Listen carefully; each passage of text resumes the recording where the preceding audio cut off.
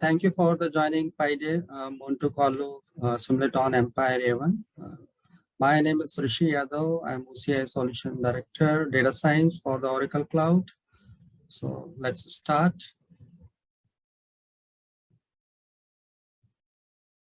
So in today's agenda, we will cover the overview about the Monte Carlo simulations and what are the challenges with the Monte Carlo simulation.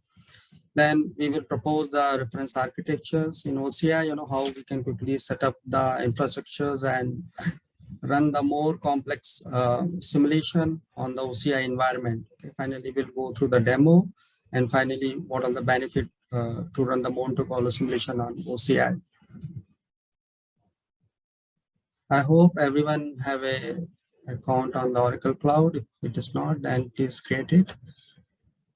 So before anything else, let's kick off the cluster creations, because when we start developing the infrastructure, it will take some time. Okay. So we'll go to the Oracle website. Sorry.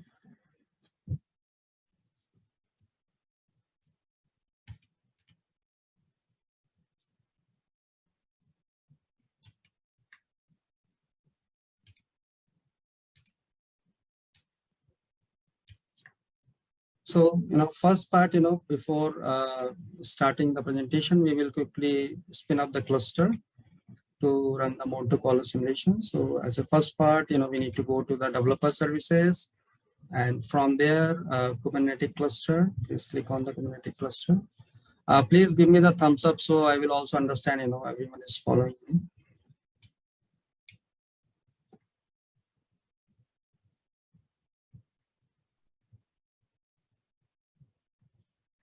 Okay, so as a first part, we need to click on the cluster. We can quickly spin up the cluster. Okay, so click on the launch. Okay, so we can give the name here, Monte Carlo. Okay, and what we need to do it, we need to select the public endpoint. Okay, for the API endpoint or Kubernetes endpoints, we need to select the public endpoint, and for worker node, we need to select the private worker. Okay. And the first, we just need to select the VM standard E3 flags. Okay. And number of CPU, we are going to put 8, and also the memory as well for the 8. Okay. And the number of node will be 3. So I'm just repeating again, we just need to go into the create cluster. Okay. Give the name of the cluster which you want to create it, and select the public endpoint for the Kubernetes API endpoints, and worker nodes, we just need to select the private worker. And from there, we need to select the 8 CPU, okay, and also the 8 GB RAM. Okay. After that, we need to select the number of node, which is 3. Okay. Then we need to click next, okay, and after that, we have all the information which we have filled up here, and just click on the create cluster. Okay. So it will take some time to spin up the cluster. I hope everyone is following this. I'm just showing into the slide as well. Okay.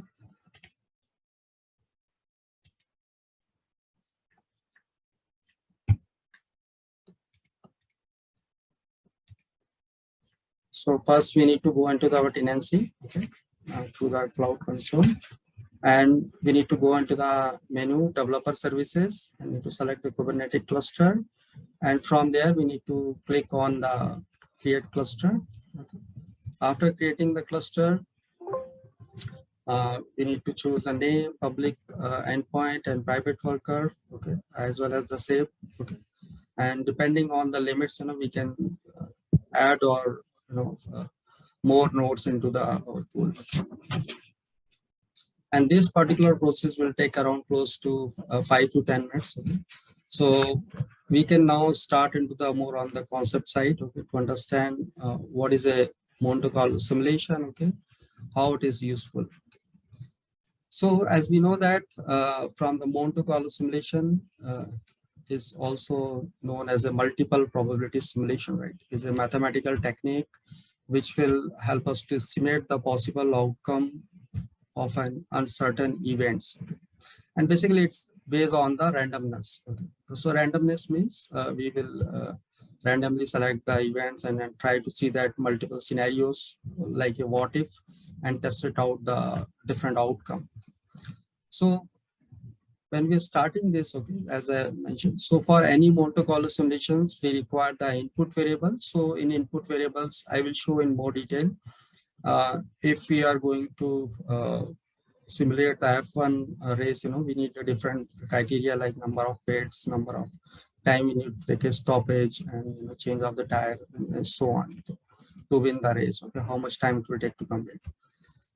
So very similar to that in the financial sector, which is our demo today. So we will talk about, okay, if you want to get a particular return from the stock, okay, after how many days, what could be the expected value of the stock, okay, based on the different volatility and drift into the stocks and all those things we will look at.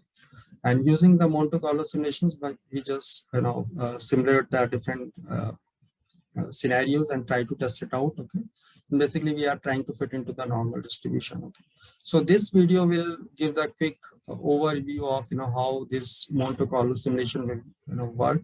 So basically we are just trying to estimate the value of pi. Okay. So the following video is a simple example of the Monte Carlo simulations, and the marble places move around the randomly above the rectangle table. Okay. And we are trying to fill this particular two balls. Okay, one is a square and another one is a circle. Okay, and both we know that when we start randomly putting the balls into this. Okay, so what will happen? Each of the ball, we are just putting some kind of scale to measure number of marbles into these balls. Okay? But when we start randomly dropping the ball into the balls, okay, marbles into the balls, so we will try to understand what is a approximation of pi, right? So when we will look at it in this principle, right? So what happened exactly? Okay, in this simulation we will evolve while, and we will see that when we do the multiple simulations, right, it will reach to the one particular number where we can see the number of marbles into the circle. Okay, and also the number of marble into the square shape. Okay, balls. So what happened in this scenario, without doing any high level mathematical concept, we can be quickly estimate, okay, the value of pi using this. Okay. So in this scenario, okay, you see that, okay, the area for the square is a square, okay, and for the circle is a pi square. Okay.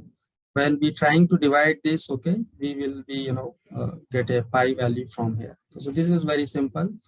But when we go into the more realistic example, right, we will understand how this particular example will work. Okay. So now we'll go to the next slide, okay, and try to understand. So in this simulation, okay, so when we are talking about the Monte Carlo simulation into the F1 racing, right, we need to define the racing strategy, right, and how we can win a particular F1 race. Okay, it's depend upon the multiple factor, right?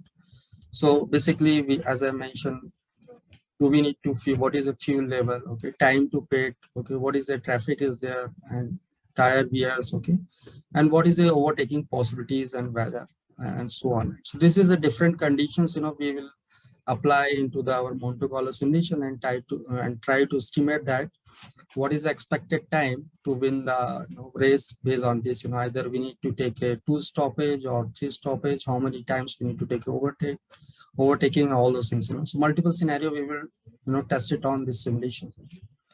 The next, another very interesting example which we will go through today, okay, on the finance sector. So this is a some possible use cases we have listed, but not a very exhaustive. So sometime in financial, right, it is very important to understand the risk factor. Okay? Either it is on the insurance or asset management or banking, or we can also take example for the manufacturing as well, right?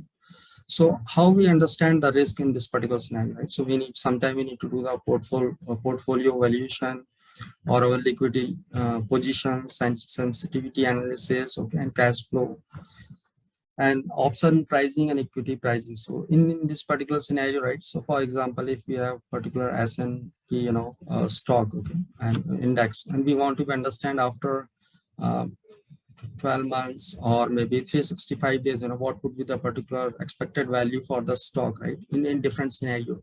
So we will be trying to test it on the volatility, drift, and different risk factor, okay, and the percentage of return. So different conditions we will apply into this and try to understand what would be the expected value after number of days we want to estimate it. So this is simple concepts which we are going to apply in this particular example. Okay. Now, next, before going into the demo, and as we know that we already created or spin up our cluster. So in Monte Carlo simulation or any simulations, when we are talking about it, so there is a various challenges is there. Okay. So what is the challenges? The large number. So when we start do the simulations for any activities, right? Either it is related to the F1, strategies or financial sector, right? We are doing the multiple simulations, right? And when we do the simulations, we require the large number, right? So because it's based on the theory of randomness, right? And Monte Carlo simulations is basically based on the theory of large number as well, right? Where it is saying the average number stand to the expected value when we have the large number of samples. Okay. So when we have the large number of sample, definitely we require highly computationally infrastructure, right? And this is a major problems for the Monte Carlo simulation. Okay. But we will see that how with the help of OCI we are going to solve this particular challenge. And definitely when we require the higher or high infrastructures for the computational purpose, the cost will be high. But how we can efficiently address these three key challenges into the OCI, okay, we will talk into the next few slides. Okay. So before as we have just quickly spin up the cluster, because it takes some time, right? But it is very important to understand how OCI solutions with the help of reference architectures, we can create a scalable architecture which will help us to run the complex simulation in the environment. So in this particular architectures, as we see that, okay, as a first part, we need to understand, okay, when we start putting the initial data, right, and it is based on the randomness, so we need to generate the high volume of data, right? So how we are going to manage those high volume of data, right? So we need some kind of messaging system, right, or queuing system where we can be allocated the different queue into the different cluster, right? So in this particular architectures, we will see the two main important things. One is a OKE, okay, another is a RabbitMQ. So OKE is Docker container, we will build on the different platform, either Intel, okay, or ARM or Ampere, okay, anyone we can select it and whatever the size we require. The second one is a RabbitMQ, is a open source message broker, okay. And how we can understand this overall infrastructure, right? So when we go to the any country or when we do the international travel, right, we need to go into the immigration checking, right? So in immigration checking, we see that the multiple counters is there, right? And there's the officers is there who will verify the immigration process and do the stamping on the passport, right? So very similar to that, there is a one person who will manage the queue, right? Because if we have only the one queue, okay, then it will into the sequencing way, right? And it take a lot of time, and an airport will be very crowded because number of flights is moving from the industry. So with that particular moderator, we will try to manage the queue, right? So that is the work of the RabbitMQ. So he will assign, okay, we can go to the counter number 8 or 10 or like that. Very similar to that. And okay is a, we can see that as our passport officer or immigration officer who will verify the passport informations or do the computations or process, right? So this is the architecture. I hope it is very clear now, how this complete simulation will work, right? So when we start any simulation, it will go to the RabbitMQ, and from there, we are assigning the queue into the different container where it will execute and in the parallel process. So another very important thing, as I mentioned, so where if you can see here as well, right, in this particular example, each experiment is running in a separate container, right, or very similar to the example which I've given for the different counter for the immigration officers. Now, this is the infrastructures which we have. Now we have spin up the our Kubernetes engine. Okay. So after understanding right how we are going to create the complete infrastructure, so as a first part we have spin up the clusters. Okay.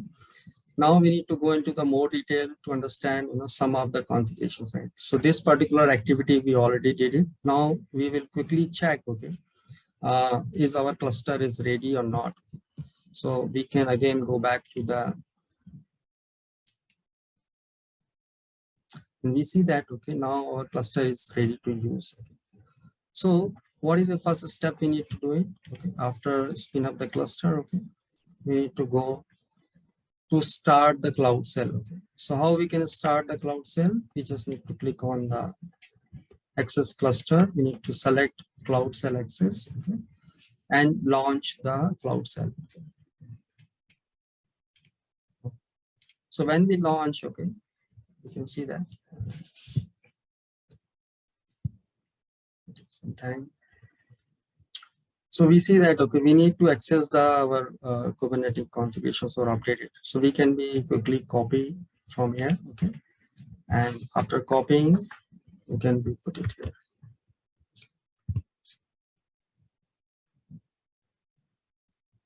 Okay. So now we have to, we have updated the kube config. Okay. So as a next step, what we need to do it, okay, we need to download this particular file. Okay. So just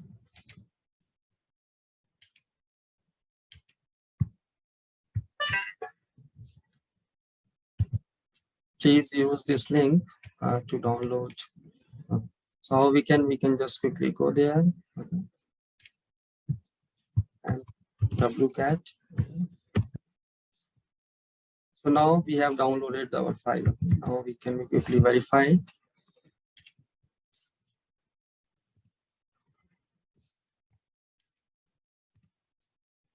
So we can see that, okay, main.zip is here. Okay. Now what is the next step we need to do? We need to unzip it, right? So we can just simply write the command unzip, okay, main.zip. Because I already did it, so we need to run this command. Okay. After running this command, okay, this particular folder will be created. Okay. OCI Monte Carlo simulation FSI man. Okay.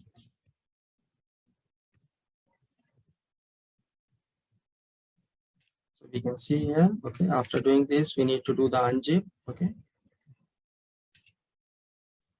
So after doing the unzip, okay, see that we need to go into this particular link, we need to unzip it, okay. After that, we need to go inside the folder, right? And it's in particularly case deployment. So we just simply need to copy this particular command. Okay. Just putting it here.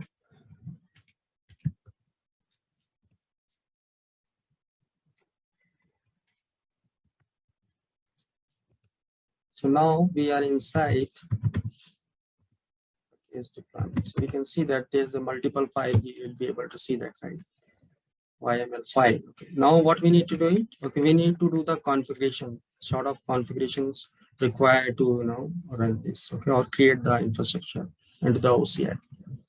So very simple step we need to follow it here. Okay. As a first step, what we need to do, we need to start or creating the services for RabbitMQ. Okay. So this is a 3 different command which we need to run inside this particular folder. Once we inside the folder, okay,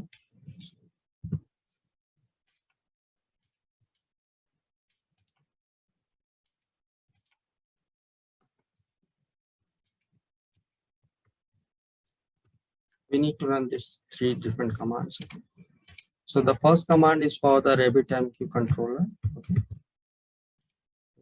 Go ahead. We can create the controller here. So now the controller is created.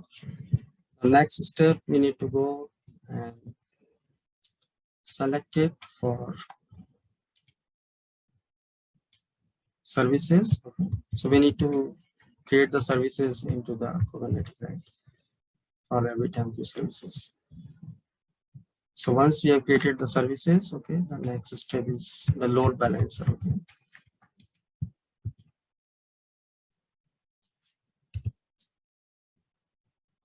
Okay, after creating this, okay, what we need to do, it's a very simple step. I'm just going to open it again.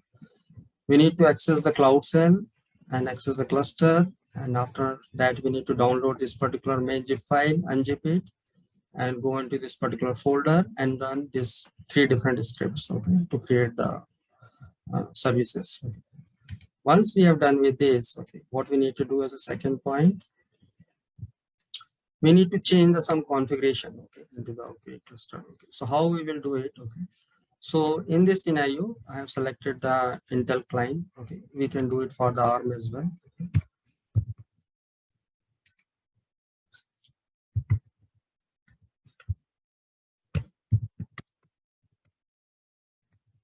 See that we have the different files here for ARM as well and Intel as well. Okay. So we can quickly go here. Okay. And when we do this first time, okay, we just need to select the file name. Okay. After doing this, okay.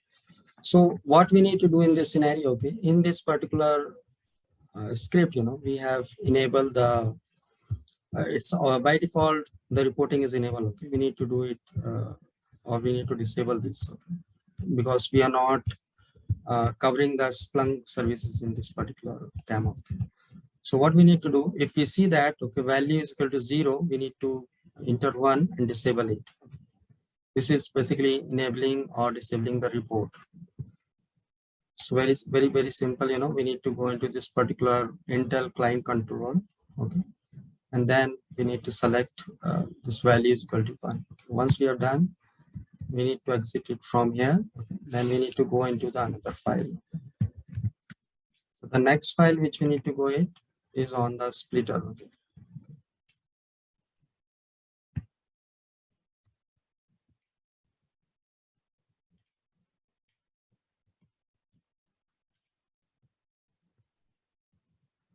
So in this particular scenario, what we needed, right? So we have created the 3-node cluster, right? So we need to assign the number of replica. Okay, here. So how many different clusters we need to, or microservices we need to use it. We can increase this as well. So we can see that in this example, we have taken the 3 okay, to showcase the demo. And we see that replica is equal to 3. Okay. If it is not, then please change it to 3. Okay. If it is 5 or any other number. Once we are done with this, okay, we need to exit it from here by saving this. The last step which we need to do is on the worker controller.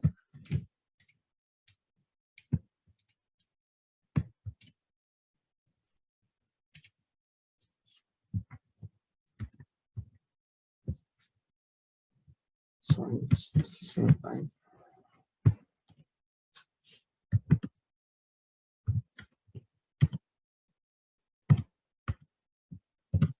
We need to see the worker controller. Okay. In this, we can edit the replica number to 10. Okay. In this scenario, or we can consider another number, but for this demo, we can just put it the worker controller to 10. Okay. So after doing this, okay, here the 10. If it is not 10, then please change it to 10, and we can exit from this. Okay. Now we can see that okay, we have done this particular.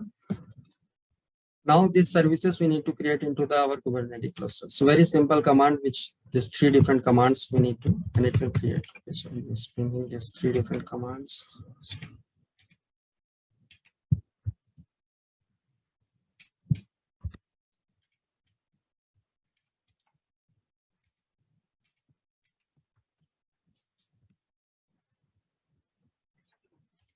So let's execute the first command in the client controller. Go here.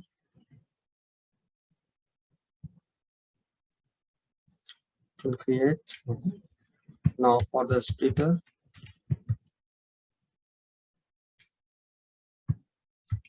and the last one is for the worker control.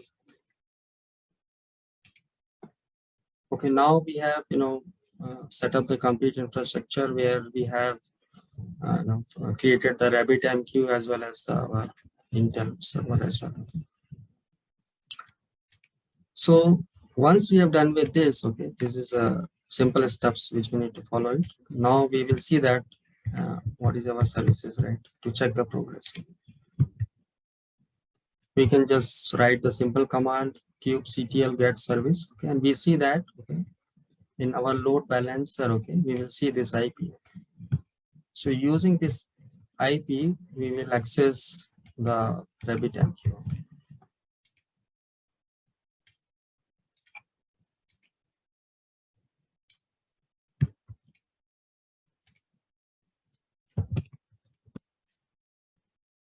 So now we see that this particular web page will be open for RabbitMQ.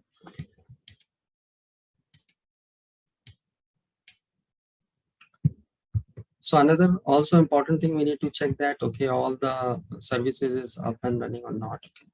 So we can quickly here, okay, let me see that. So we can see that okay, all the services and workers start running. Okay. See that it's ready to use it.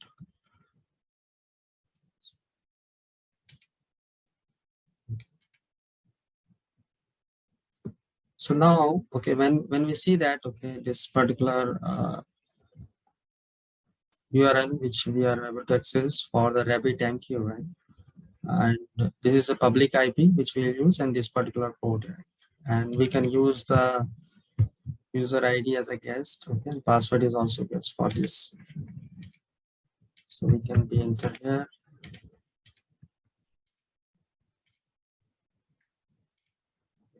So now we are able to access the RabbitMQ where we can see the different queue, okay, and all the information related to it. Okay.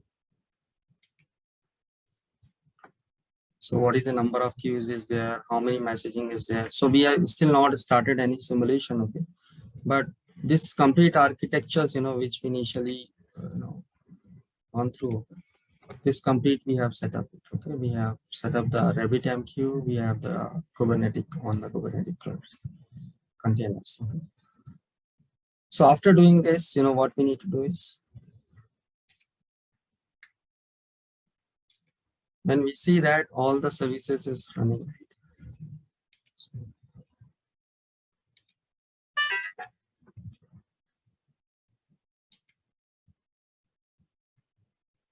we need to access the container. Okay, so when we start this services, right, we need to see that okay, we already have the simulation file in the JSON format and also the Python scripts, right? So we are using the Python codes to run the simulation, Monte Carlo simulations. So I will quickly walk through, what are the different steps we are using to do it. Okay. But before that, as a first part, when we see that all our ports are running in the status, we can go into this okay, for accessing. So now here important thing we need to consider, okay, we can see that in this scenario when we run this kubectl get ports, right? So the first is our controller, okay, client controller. So that name we need to see, enter into the or access the container right from here. Okay. So we need to see that this particular name we need to use it here. So in our example, if you see that this is the service name which we need to use for the accessing the container. Okay. So we can quickly copy it to here.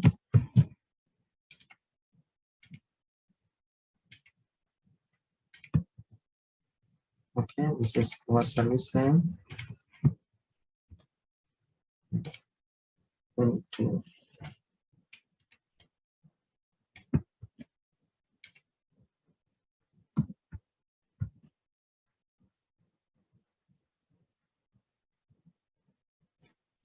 So now we are inside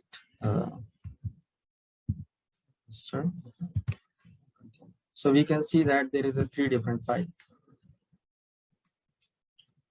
So is there any challenges someone to reach this stage? Please feel free to ping into the chat. or please give the thumbs up so I understand, you know, I'm with you on this different steps.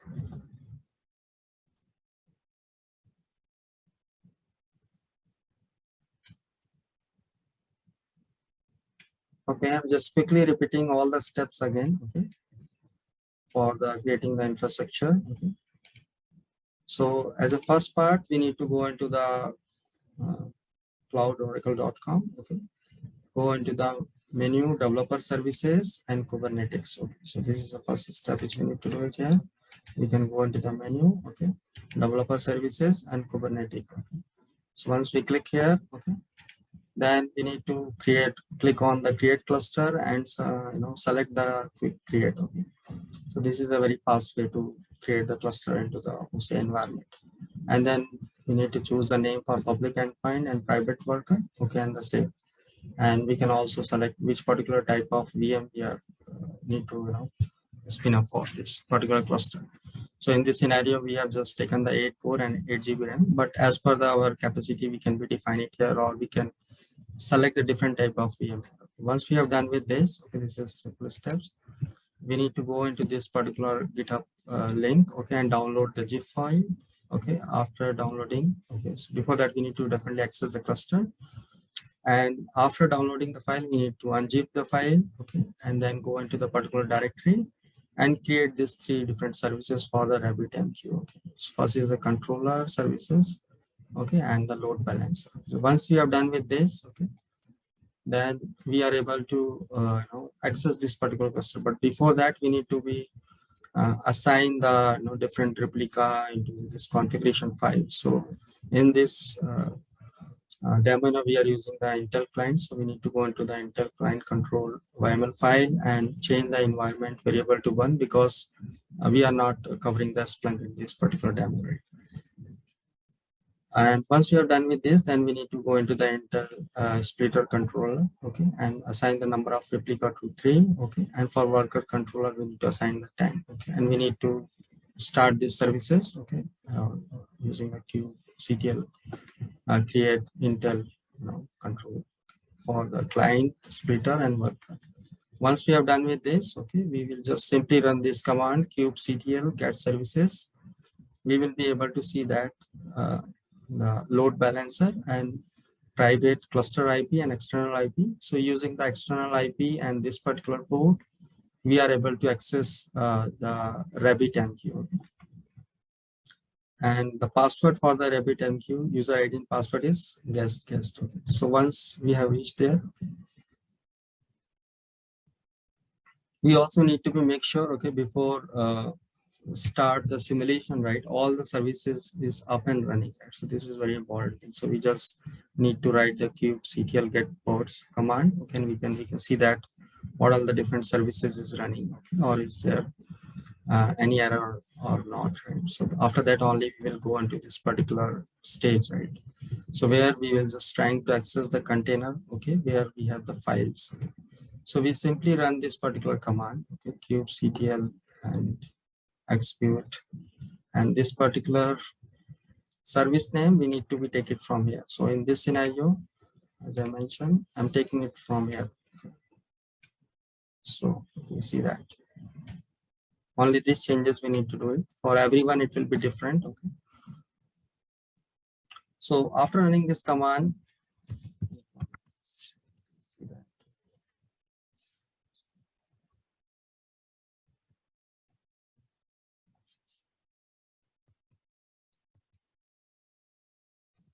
so now we have the 3 different files, okay, main client, okay, run client, okay, and the simulation. For each of the file, we will be quickly look at it, okay, what we are trying to achieve in this scenario. So as a first part, I will just show you. So what is in the simulation? So we are assigning the conditions or what if scenarios for the simulation. So we see that, okay, as I mentioned that, right, when we need to understand the future conditions for or expected value for any future event, right? So how we are going to execute it. So in this is a very simple example. on the stock market side. Okay, so we know that we are just considering the portfolio ID. We can assign anything. Okay, parent ID, and if we have any particular name, we can assign it here. Okay, and this number of simulation, right? We need to assign. Okay, how many number of simulations we want to do it. Okay, and number of steps. Okay, and what is a underlying conditions we are going to use it in this scenario. So another important thing which we need to consider for what is a strike, okay, or what is the price we are talking about for the particular stock. Okay, and then we need to consider the risk-free rate. Okay, so risk-free rate, we need to see that, okay, what is the assumptions, what is the percent we are considering for this. Okay, maybe we can say the 5%. Okay, and what is the volatility for that particular stock. So we can look at it on an average from last 1 year, okay, or whatever the data we are considering for it. Okay, we can take this particular as a in a percentage. Okay, and we assume that 0.25 is a volatility rate. Okay, and what is maturity. So in this particular scenario, we have taken the 0.8. Okay, and also we can consider the dividend rate also. So there is a different criteria when we go into the any particular website like a yahoo.com or any financial websites. So we will see that, okay, particular stock, this different value will be there, right? Now, what we needed here in this particular scenario, right, we want to be understand, okay, after 100 days or, we can take it, okay, after 3 months or 4 months, number of days, what would be the expected value for that particular stock. Okay? So what we will try to do in this Monte Carlo simulation, we will see the possible, different possibilities, right? We will do the random simulations and try to see the different path of the stock. Okay? In this particular scenario, when the volatility is 0.25, the risk-free rate is a 5%, okay, and the maturity is 0.083, okay, and dividend rate is 0.02. So what it will do, it will take a multiple scenarios on up and particular confidence interval. Okay, so we need to see that, okay, in statistics we need to consider, right, when we are seeing that, look at the distribution, okay, what particular confidence interval, and we will look at the range on the based on the confidence interval, right? So in this particular scenario, we will look at it, okay, for example 95 percentile, okay, what would be the expected value for that particular stock. So it will not tell the exact value, it will tell the expected value, but we will also see the drift value. Okay, so how much the stock variation will be happen for with respect to the particular value when we do the simulation. Okay, so this is the overall concept, very simple. We just need to understand, okay, what are the different number of simulation we need to do it, okay, and how many days we need to look at the value after how many days, what would be the expected value of stock, what is the strike price, okay, and risk-free rate, volatility, maturity. We just put it here as a simple for the input for the simulations. So once we have done with this, okay, what is the next step we need to do it? Okay, we can also look at it, okay, in main client py, what is there exactly. Okay. So this is a very simple code, we can look at it here. So what we are doing here, right, in this particular scenario, we are just printing this particular into the when we passing this particular queues, right, when we do the simulation. So we are taking all these values, okay, and pushing into the we are doing the printing, okay, and we are calling this particular script, okay, which is the client script, okay, for this, okay, run client. We have another file which I've just shown you, right. We're just calling through the main file, okay, that particular script. And also we are just trying to print out the different environment here, right, and very simple. So in this main client, we will just see that, okay, we are calling the another script, okay. So now we can quickly look at it, okay.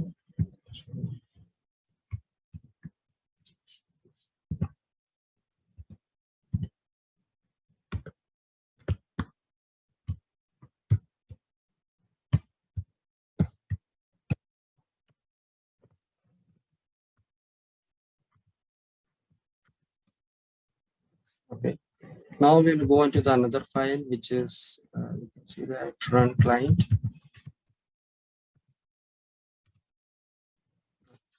So this is a file, where we have written the Python scripts to run the simulation. And it is very simple, so we just need to import a few of the packages here. Okay. Standard package for first is the date time, okay, and the random package, okay, for to generate the random value, okay, and the simply numpy, okay, and also the OS JSON packages and threading as well. So in this scenario, we are just assigning the portfolio ID from that particular JSON file, okay, and also how we are going to be distribute this particular workload into the different uh, through the RabbitMQ into the different container. So in this, we can see that simply we are just taking an input which we have assigned into the JSON file, okay, and just simply write the functions, okay, to the simulate this or start the simulation for this, okay. And end of the day, what we are trying to estimate is the expected values. So this look a long code, but it is very standard scripts, which we need, which is we can say that very common script we can be used for any stock, right? So what we need to do it, we need to go into the simulation and see that, okay, what particular stock we need to consider, okay, and we want to be see the expected value, what is the number of days, and after doing all those things, we will be able to see that. Okay. Now, after doing this, okay, what is the important thing we need to do? So we understand, okay, we have inside the container, okay, and we see the simulation.json file where we have the different conditions for the stocks, right? And means stock characteristics, which we want to be do the simulation. Based on that, we want to be run our simulation. So once we have done with this, okay, now we will go into the demo. As I mentioned here, right? So we just need to edit the simulation.json, okay, as per our stock which we want to be get expected value after number of days, okay, and we can put it the value here, and then we just simply run this command to do the simulation. Okay. So now in this scenario we will test it out on the different number of simulations. Okay. So in this scenario we are taking 100. Okay, so we just write this Python main client.py, which is calling the run client, okay, and simulation file. So when we start running this, okay, we can see that our simulations is very fast, in this 100 simulations, generally, if we do this particular into the Python or somewhere, okay, this is a very simple conditions we are taking in as you can see that how quickly, overall time, okay, we will be able to see the, particular stock value here, okay, after the number of days. Okay. And in this scenario, as I mentioned, that what is the time it is taking, right? When we are changing the number of simulations, right? Now we can go quickly into the our simulation file, okay, and then we can also change it here if you want to change this particular number of simulations. Okay.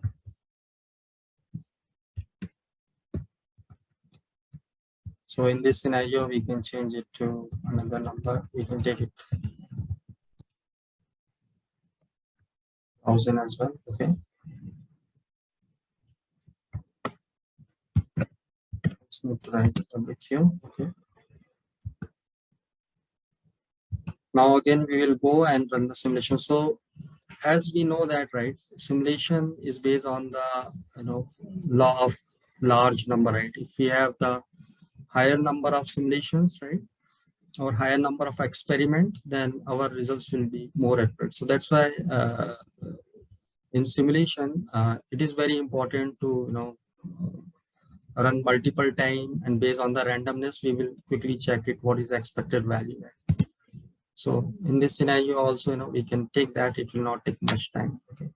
And very similar to that, when we start running this, okay, so we can see that this RabbitMQ is working and it is starting assigning the queue, okay, into the different container and working in very fast way. Okay. So see, we can see that all the simulation will start working here. We can quickly see it here. It will be automatically do the distributions and very cool open source environment. We can say that we can use for the simulation. So this is another condition which we have just evaluated now, right? Based on the 100, okay, 1,000 and 10,000. Okay, we can take a multiple numbers or simulations here, okay, in this scenario, and test it out. Okay, what is the expected value after the number of days, right? Or after the 100 days, what would be the expected value of particular stock. So this we can do in a more complex scenario. We can put it here, okay, and we can increase the number of simulations to get a more accurate value. If we increase the number of simulations, then our value will be more our on an average value of the stock will be more closer to the expected value. Means the future value which we are going to estimate will be more accurate, right? So this is a very simple concepts, but very powerful to evaluate not only for stock, but any financial instrument. Also in manufacturing, we can also understand a different type of risk. Okay. And also we can, as I mentioned on the Formula One racing, also we can apply the multiple condition here in this scenario. Okay, number of time we need to change the plate, okay, tires, steer, how many brake we need to do, how many number of time we need to do the refilling. Okay, and then we can do the simulations, and then we will estimate, okay, based on the different conditions, how much or how much time it will take to win the race. So those kind of complex things we can do it, but the most important thing is to how many number of time we are running the simulation. So if our n is very high, then our results will be more accurate. So now we can see that, okay, in this scenario we have run it and our simulation is done. Just within a minute, we are able to run the complex simulation, right? And another important thing is, we can also look at it, in this particular scenario, when it will be run, it is, we are doing in the parallel processing and very scalable architecture, so that is another advantage for it. So now we have done with very quick demo, and we also understand, okay, how quickly we can run or estimate the future stock value after a number of how many number of days, what would be the expected value for particular stock by putting the different conditions like risk, volatility and maturity. Okay, this is a very basic and very good example for the Monte Carlo simulations, which we can use on a practical way. Another, as I mentioned, on the manufacturing or fundraising. So we can apply in the various thing, where we need to be tested out, different what if scenarios, kind of things. And it is very powerful, method to evaluate or get the expected value, or for the future events. Okay. So after doing this, we are done with the demo. I've shown this. Okay, we can quickly look at the queues. Okay, how many queues is running and all those things here with the help of RabbitMQ. Okay, and as we see that even if we are increasing the number of simulation, right, it is taking very less time to get a results very faster. Okay, so this is the benefit when we run this open source RabbitMQ on the OCI infrastructures, using the Kubernetes clusters, right? And then very fast,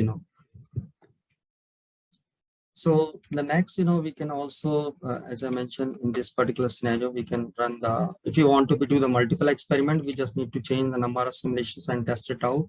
And we can also see as an experiment for last 4-year data up to the 2020 or to the 19, and see that what will be the expected value for the stock on 20. Maybe 20 is a black swan event, where the COVID will happen, but before that also we can take a different stock values and test it out, and we feel that it will be more closer to the actual values, when we do this Monte Carlo simulation. But always, stock markets is depend upon the multiple type of risk, so that also we need to consider, right? But very similar to that in manufacturing also, we will be also see that, okay, if in any automotive industries, right, if we need to improve the productivity rate, so what are the different way, right? So if we have the different number of production line is there, okay, so how we are going to be allocated the different conditions to produce the number of vehicles. Okay. So we can be tested out on the different conditions, right? Based on the paintings and fitting the engines and all those things. Okay, how much time it is taking, and then finally we'll see that whole assembly line. What will the expected values. So we can be adjust these values and see that how best we want to be improve the productivity, right? What is the best way to be achieve or improve the productivity side. Those kind of simulations we can be do it and test it out. So I'm just closing the demo here. Okay, and the next I'll just quickly go through. Okay, this OCI is announcing the Kubernetes cluster API provided for the OCI. Okay, where we can be help the customers to manage the Kubernetes cluster in OCI in very effective. As I show the very complex simulations we have run within a second, right? And we can provide the integrated OCI services, and we provide the default implementation. As we see that we just need to assign the number of clusters we want to be, and VCN subnet and security list will be automatically, it will fully automated. It will be quickly, spin up. We can quickly spin up the clusters. Okay, and also we have the flexibility to use the templates, for the consistency. Okay, and using the Terraform, within a second we can create the very complex infra and the OCI cloud. Okay. And then we can request to test your Pi knowledge. Okay, so that. Okay. And as a takeaway, for the summary of this particular session, as we know that the Monte Carlo simulations to be deployed in one click in the OCI infrastructure. Okay, we can select the Intel and ARM compute instance for increasing the performance and reducing even more cost. So it is very cost-effective solution because we are running the simulations on the parallel processing, right? If we just need a one, then it take maybe 1 hour, 2 hour, 3 hours. So definitely cost is going to increase because simulation is completely based on the number of experiment we are running, right? And it will be more accurate. So OCI reference architecture, help us to achieve 35 to 45% of potential saving. So this is a takeaway from the session, how we can be, run the complex simulations on the OCI reference architectures, which I have shown you. And I'm just saying thank you to everyone. So, if you have any questions, please feel free to, we have the Slack channel, so please feel free to go and ask the question. So we will try to answer. Okay, have a good day. Bye.